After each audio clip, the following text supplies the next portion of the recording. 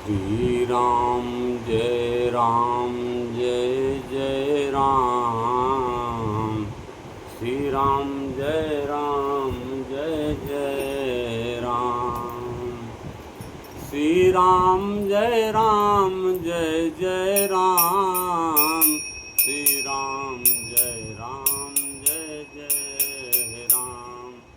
सीताराम सरकार की जय। गुरुदेव भगवान की जय। सभी दर्शकों को कोटि कोटि प्रणाम। भज मन नारायण नारायण हरि हरि। श्रीमन नारायण नारायण हरि हरि। हे गोविंद राख शरण अब तु जीवन हारे। हे गोविंद राख शरण अब तु जीवन हारे।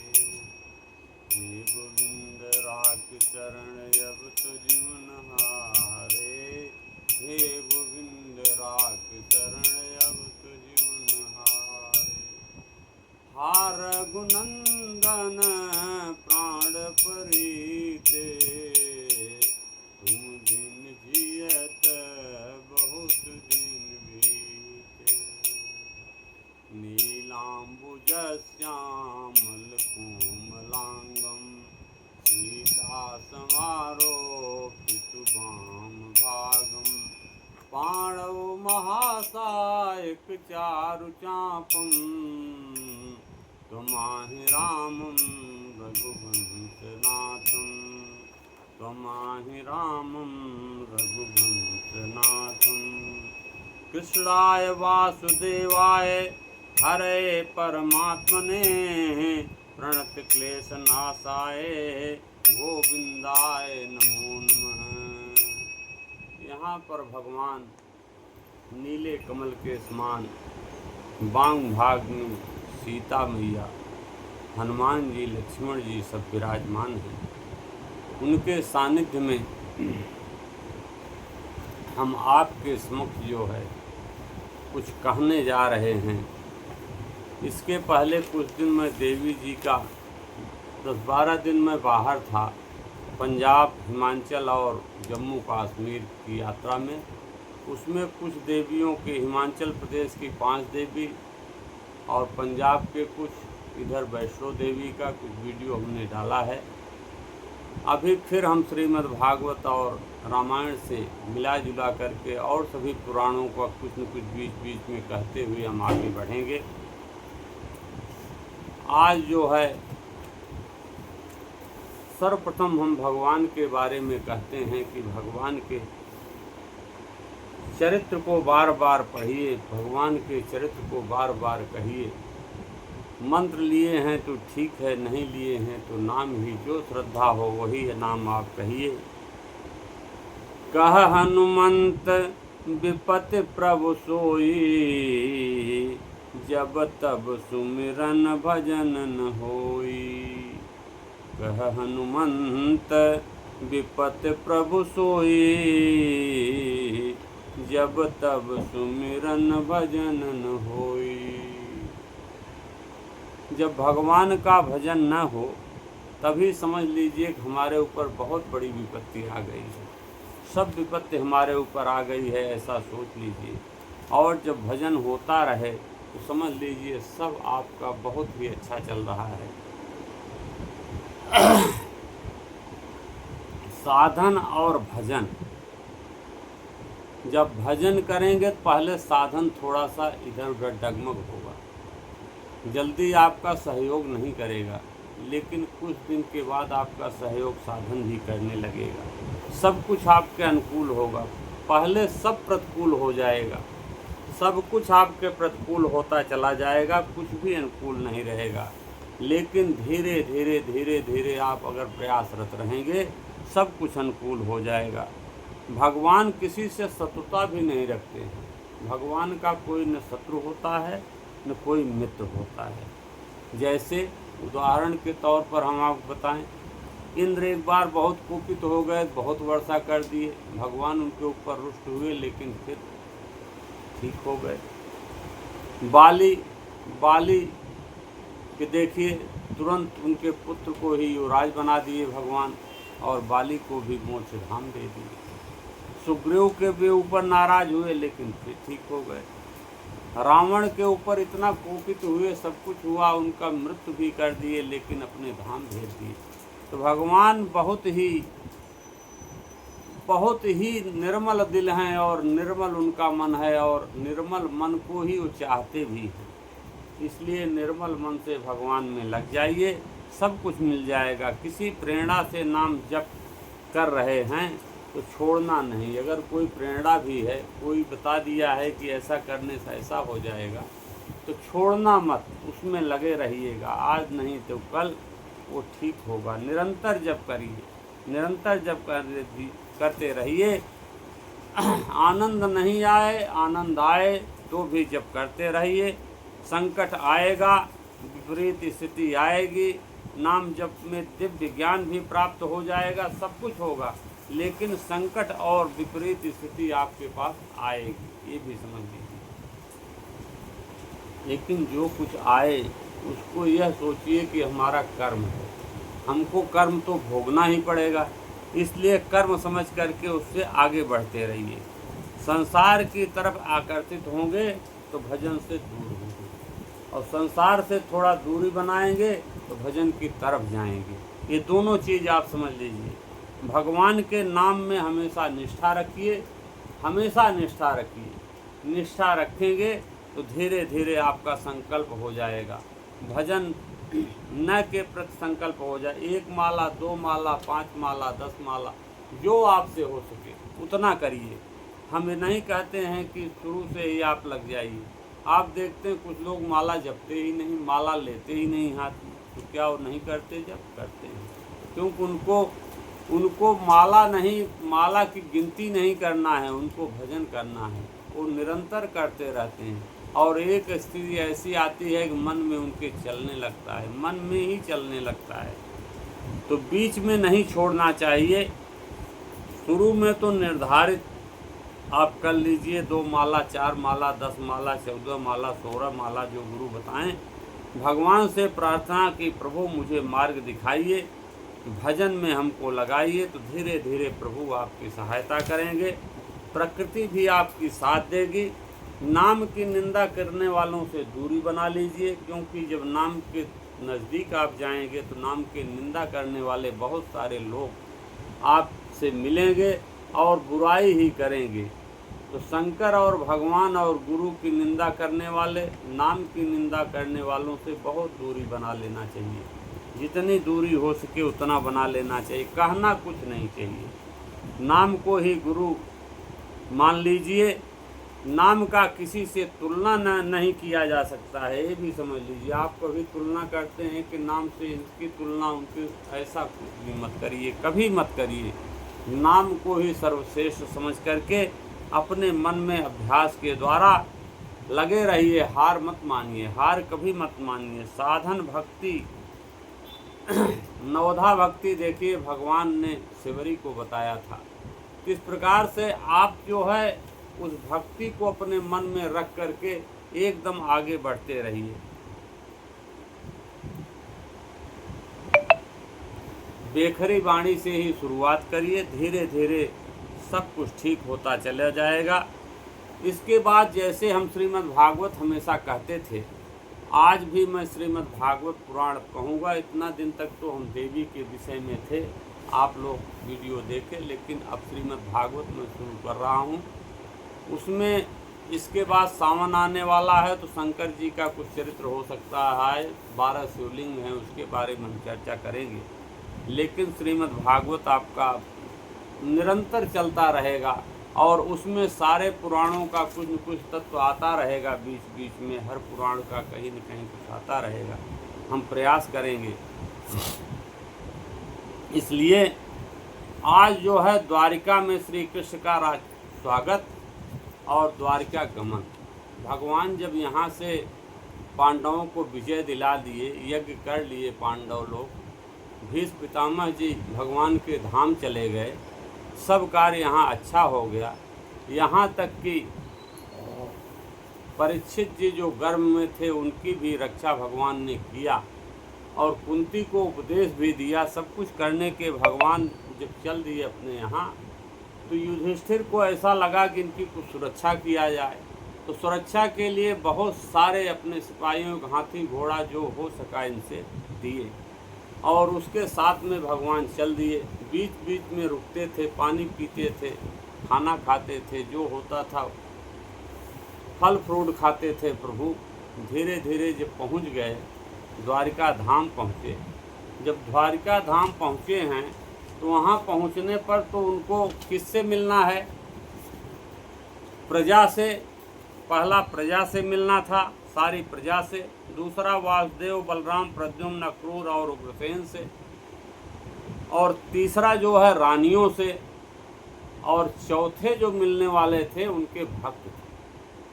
लास्ट में भक्त मिले, भक्त पहले नहीं मिले, भक्त लास्ट में मिले। भगवान के भक्त जो अंदर से उनको निरंतर जप करते रहते हैं, वो लास्ट में मिले। तो प्रजा से भगवान कैसे मिले? प्रजा से भगवान मिले अपनी जो शंख थी उनकी, भगवान की पांचजन्य शंख, उसको भगवान ने ऊँटों की लाली पर रखा और श्वेत वर्ण शंख बजाते हुए उसके कर कमलों के शोभायमान हुए। उनके सामने ऐसे प्रकट हो गए, ऐसे शोभायमान हो गए। और इसके बाद वो लोग भगवान की जब पूजा किए और उनकी जब दशा ऐसी हो गई कि उनको देखते ही सब विह्वल हो गए। और विह्वल होने के बाद वो तुरंत उनकी बहुत बड़ी पूजा करने लगे और बोलने लगे। क्या बोलने लगे? भवाय नस्तुम भव विश्वभावन त्वमेव माता सुहृत्पते पितास्य त्वं सद्गुरुन् परमं च दैवतं यास्यानुतिथ्यं कृतनु बभूव्यम्। हे प्रभु, आप ही सूर्य के समान हमारे माता पिता हैं, आप ही सुहृद हैं, आप ही गुरु हैं, आप ही आराध्य हैं। सब कुछ प्रभु आप ही हैं, हमारे लिए तो सब कुछ ही आप हैं। आप कहाँ चले गए थे? आप, हम लोग रात दिन सोते नहीं थे, आपकी याद करते थे। आप कहाँ थे प्रभु? आप कहाँ थे? आपकी चरणों की सेवा में हम कृतार्थ हो रहे हैं। आप ही हमारा कल्याण करें। इसके बाद अहो सनाथा भवता अस्मयद्य त्रैविष्टपानामपि सुदर्शनम् प्रेमास इस्गिद्ध निरीक्षणानम् पश्येम रूपम तव सौर सौभगम। बाबा, हम आपको पाकर सनाथ हो गए प्रभु। आप हमारे बीच में आ गए, इसलिए हम लोग आपको देख करके ही सनाथ हो गए, सब कुछ पा गए। हमको कुछ नहीं चाहिए। आपके सौंदर्य अनुपम रूप हम दर्शन कर रहे हैं, तो समझ लीजिए हमको सब कुछ मिल गया, सब सुंदरता हमको मिल गई। प्रेम पूर्ण मुस्कान से निस्तब्ध चितवन दर्शन से देवताओं के लिए जो दुर्लभ है, वह चीज तो हमको मिल गई। और उनकी शिकायतें क्या थी? शिकायत कर रहे हैं भगवान से। यव जाम्बुछार पासार भो भवान कुरून मधुन वात सुहृदक्षया तत्रा शब्द कोटि प्रतिमा क्षणो भवेत रवि बिना चोर्यो नस्त्युत्तम। वाह भाई, हे कमल नयन श्री कृष्ण, जब आप अपने बंधु बांधवों से मिलने के लिए हस्तिनापुर अथवा मथुरा ब्रजमंडल चले जाते हैं, तब आपके के लिए हमारा मन एक एक क्षण कोटि कोटि वर्षों तक लंबा लगता है, बहुत लंबा लगता है। एक एक क्षण बहुत लंबा होने लगता है। इसलिए हे प्रभु, हमारे बीच से आप न जाया करें। आपके हम बिना हमारी दशा वैसी हो जाती है जैसे सूर्य के बिना आँखों की। सूर्य जैसे नहीं है वैसे ही भक्त वत्सल भगवान श्री कृष्ण प्रजा के मुख से ऐसे वचन सुनते हुए अपनी कृपा दृष्टि से उन पर अनुग्रह दृष्टि करते हुए द्वारका में प्रविष्ट हो गए। वहीं पर प्रविष्ट हुए और ऐसा रूप बनाए प्रभु कि कई रूप में विभक्त हो गए। और सब रूपों से एक एक करके सबसे मिल लिए और सबको पूर्ण काम कर दिए। इसके बाद जैसे नाग अपनी नगरी भोगावती पातालपुरी की रक्षा करते हैं, वैसे ही द्वारिकापुरी की भगवान हमेशा रक्षा करते हैं।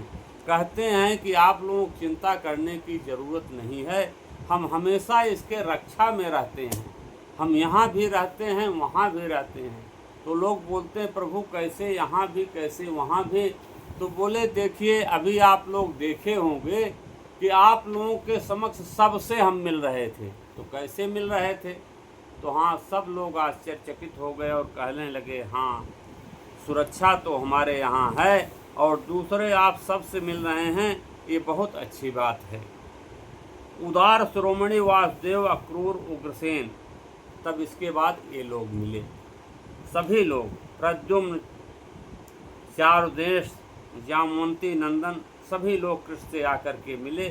सब मन में बहुत ही उमंग भरे हुए मिल रहे हैं और इन लोगों की भी वही दशा है कि हे प्रभु, आप नहीं रहते हैं तो हमको अच्छा नहीं लगता है, इसलिए ज़्यादा दिन के लिए कहीं आप जाया मत करिए। सोना, बैठना, भोजन आज हम लोग छोड़ दिए थे।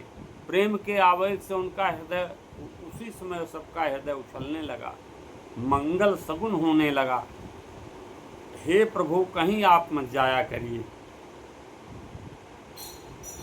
भगवान तस्य बंधूनां पौराणां तु कर्तॄणां यथा विदुष्य संगमस्य सर्वेषां मानमादे। भगवान श्री कृष्ण ने बंधु बांधव, नागरिकों, सेवकों, योग्यताओं के अनुसार अलग अलग मिलकर सबका सम्मान किया और सबको अपने गले से लगाया प्रभु ने।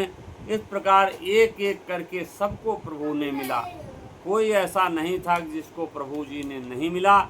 इसके बाद सीतापत्रम जनय प्रस्कृत्यम प्रद्युम्नशैर्वर्षितः पथे शिवंगवासाम वनमालायाय बभौ घनो यथार्थ दुच्चोदित्यो। द्वारिका के राजपथ पर भगवान श्री कृष्ण ऊपर श्वेत वर्ण का छत्र तना हुआ था। श्वेत चंवर डुलाए जा रहे थे, चारों ओर पुष्पों की वर्षा हो रही थी। पीताम्बर वनमाला धारण किए हुए समय ऐसे शोभायमान हुए जैसे मानो श्याम मेघ एक ही साथ सूर्य, चंद्रमा, इंद्र, धनुष, बिजली शोभायमान हो रही। भगवान की इतनी अच्छी शोभा हो रही थी, उसको देखते ही बन रहा था। कवियों ने बहुत अच्छा उनका वर्णन किया है, बहुत प्रकार से।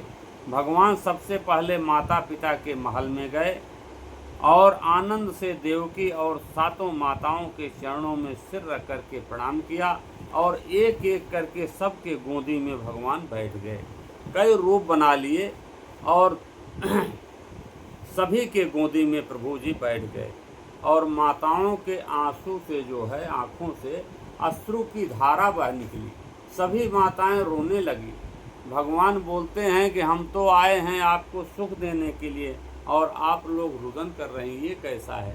तो लोग बोले यह जो है, यह रुदन जो है, ये हम लोग इतने प्रेम विह्वल हो गए हैं उसका है, हमको कोई कष्ट नहीं है। पत्यम पते प्रेव्यम गुणापुरातम विलोक्यम सज्जदा मनो महोत्सवा उतासुरातात सहसा स्नास्यात साकं ब्रविज्यलोचनानाम। अब जो है रानियों से मिले प्रभु। जितनी भी रानियां थी वो लोग भी उसी प्रकार से विह्वल थी, उनसे मिले प्रभु। तो जब उनसे मिले, अपने प्राणनाथ भगवान श्री कृष्ण को बहुत दिन बाहर रहने के बाद आया देखकर रानियों का हृदय बहुत ही आनंदित हुआ।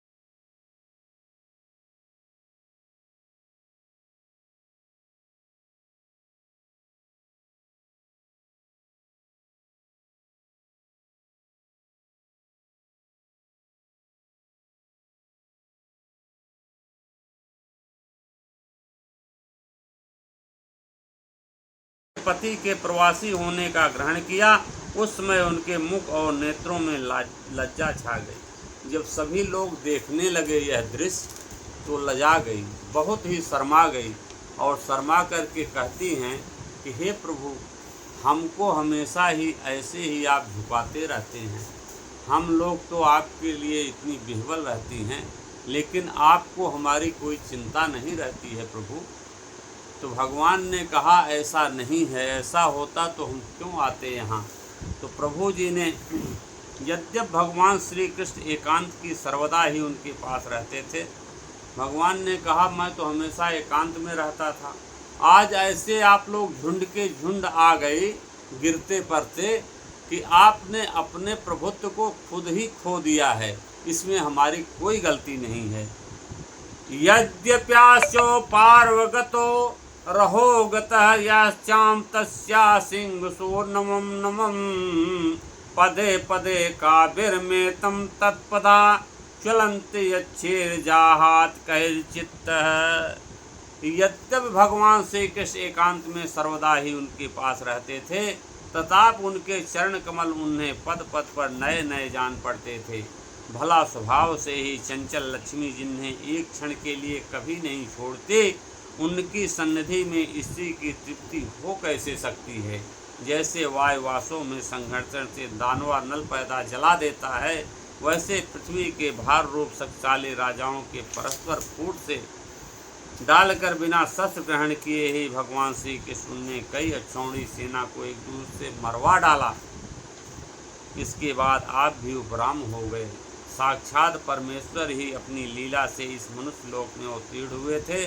सहस्त्रों रमणी रत्नों से रहकर उन्होंने साधारण मनुष्य की तरह क्रीड़ा किया। भगवान हमेशा हर जगह पर ऐसी ऐसी लीलाएं की कि किसी को कुछ मालूम नहीं पड़ा कि क्या हो रहा है।